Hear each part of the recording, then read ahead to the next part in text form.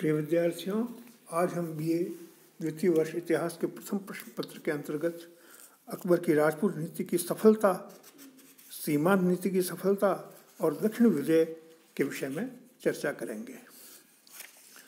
अकबर की राजपूत नीति की सफलता और राजपूत शासकों द्वारा अकबर के साथ मैत्री के अनेक कारण बताए जाते हैं। पहला, अकबर से राजपूत मैत्री के युग का आरंभ राजा भारमल द्वारा अपनी पुत्री का विवाह अकबर के साथ करने के बाद हुआ था। भारमल के लिए इस विवाह परिणाम सुखद रहे। भारमल की पुत्री भारत की साम्राज्ञी बन गई। अकबर ने अपने व्यवहार से प्रमाणित कर दिया कि वह मित्र राजपूत राज्यों को उन्मूलित नहीं करेगा। इससे राजपूत राज्य उसकी मैत्री के प्रति आश्वस्त हो गए। युद्ध में परास्त होकर अधीनता स्वीकार करने वाले राजपूत शासकों को भी अकबर ने उसके राज्य से हटाकर अन्य स्थान पर जागीर देकर उसके अस्तित्व को बनाए रखा। अकबर ने राजपूतों को विश्वास दिला दिया कि अकबर केवल इतना ही चाहता था कि वे उसकी अधीनता स्वीकार करने और मुगल साम्राज्य के निर्माण में सहयोग प्रदान करें। बदले में उन्हें शांति, सुरक्षा, उच्च पद, वेतन और जागीरें मिलेंगी। जिन राजपूत राज्यों ने अकबर से मित्रता की, अकबर ने उन राजपूत राज्यों के आंतरिक शासन में किसी प्रकार का हस्तक्षेप नहीं किया। उसने उन राज्यों की केवल विदेश नीति पर नियंत्रण स्थापित किया। अकबर ने राजपूतों को विश्वास दिला दिया कि अकबर उनकी स्वतंत्रता नहीं हड़पना चाहता है, न उनके सामाजिक, धार्मिक, आर्थिक, सांस्कृतिक जीवन में हस्तक्षेप करना चाहता है। अकबर ने राजपूत राजाओं तथा राजकुमारों को मुगल साम्राज्य में उच्च पद प्रदान करते हुए उनके साथ वैसा ही व्यवहार किया जैसा दरबार के अन्य मुसलमान अमीरों के साथ किया जाता था। वह जाति, धर्म के आधार पर उनसे भेदभाव नहीं करता था। राजपूतों को मुगल साम्राज्य में अपनी सामरिक, प्रशासनिक प्रतिभा के प्रदर्शन का पूर्ण अवसर प्राप्त था, से वे अपने भुजाओं का जौहर दिखा सकते थे। दिल्ली सल्तनत की स्थापना से बहुत पहले से राजपूत राजा मुसलमानों पर युद्ध करते आए थे, जिससे उनकी शक्ति को बहुत हानि पहुंची थी। उनके लिए अकबर की विशाल सेनाओं तथा उसके प्रचुर साधनों के समक्ष ठहर पाना कठिन था। राजपूत राज्य समझ गए थे कि अकबर से लोहा लेने का तात्पर्य था भीषण नरसंहार, अपार संपत्ति का विनाश और अंत में विफलता। निरंतर युद्ध का क्षेत्र बन जाने से राजपूताना नष्ट होता जा रहा था। राजपूताना को बचाने तथा शांति स्थापित करने का कार्य अकबर से मैत्री स्थापित करके बड़ी सरलता से किया जा सकता था। कुछ इतिहासकारों का मानना है कि राजपूतों में प्राचीन क्षत्रियों जैसा तेज नहीं रह गया था, इसलिए वे एक शक्तिशाली केंद्रीय शासक की छत्रछाया में अपने राज्यों को सुरक्षित बनाए रखना चाहते थे। राजपूत शासकों में अहंकार की भावना इतनी अधिक थी कि उनमें परस्पर भाईचारा स्थापित होना संभव नहीं था। वे सदैव किसी न किसी बात पर अपने पड़ोसी राज्यों से लड़ते रहते थे।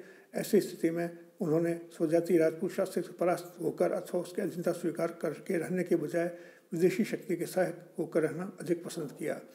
असंतुष्ट राजपूत राजकुमारों के लिए अकबर का दरबार सबसे बड़ी शरणस्थली था, जहां उन्हें जागीर, ऊंचा मनसब, ऊंचा वेतन पाने के अवसर थे। इसलिए जगमाल जैसे असंतुष्ट राजकुमारों ने मुगलों की चाकरी स्वीकार कर ली। इस प्रकार जहां अकबर को राजपूतों की आवश्यकता थी, उसी प्रकार राजपूत भी शांति की आवश्यकता अनुभव करते हुए अकबर की राजपूत नीति को सफल करने में सहायक सिद्ध हुए। अकबर की राजपूत नीति के अनंतर अकबर द्वारा सीमांत प्रदेशों के विजयों के अंतर्गत अकबर ने गजनी, काबुल, कंधार, बलूचिस्तान, सिंध आदि के विरुद्ध अभियान चलाए। उसने सर्वप्रथम काबुल पर अधिकार किया, उसके कबायली क्षेत्रों पर अधिकार किया। तत्पश्चात 1586 में उसने कश्मीर पर विजय प्राप्त कर ली, 1590 में सिंध पर और 1595 में बलूचिस्तान पर विजय प्राप्त की। कंधार पर भी उसने चढ़ाई की और मुजफ्फर हुसैन मुर्जा ने कंधार का दुर्ग अकबर को समर्पित कर दिया। सीमांत प्रदेशों के विजयों के पश्चात अकबर की नीति दक्षिण की ओर गई। अकबर की दक्षिण नीति में विजय अभियान के कई कारण थे। पहला, अकबर की साम्राज्यवादी नीति। दूसरा, मालवा, गुजरात, उड़ीसा मुगल साम्राज्य के अंग बन गए थे, इसलिए दक्षिण की उदासीनता संभव नहीं थी। दक्षिण बहमनी साम्राज्य छिन्न भिन्न होकर 5 स्वतंत्र राज्यों अहमदनगर, बीजापुर, गोलकुंडा, बीदर, बरार में विभक्त हो गया था। जब तक विजयनगर का हिंदू राज्य जीवित था, तब तक ये 5 राज्य संगठित होकर उनसे मोर्चा लेते रहे। पर 1565 में राक्षसी तंगड़ी युद्ध के बाद विजयनगर की पराजयता उन्मूलन हो गया। तब ये आपस में संघर्ष करने लगे। अकबर ने दक्षिण की अव्यवस्था का लाभ उठाने का निश्चय किया।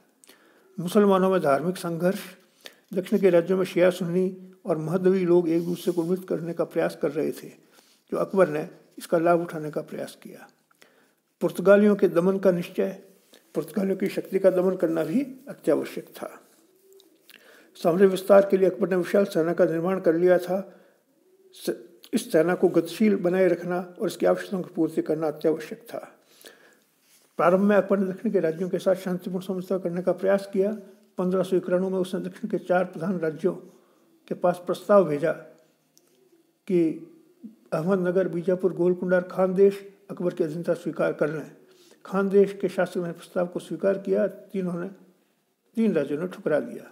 तब अकबर को आक्रमण करने का निश्चय करना पड़ा। अकबर ने सबसे पहले 1599 में अहमदनगर पर आक्रमण किया। 1601 में उसने असीरगढ़ के दुर्ग को जीत लिया।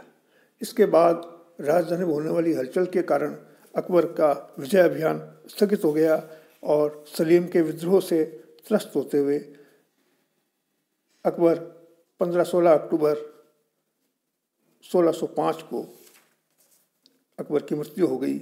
इस प्रकार अकबर ने राजपूत नीति, सीमांत नीति, दक्षिण नीति द्वारा मुगल साम्राज्य को संवर्धित किया।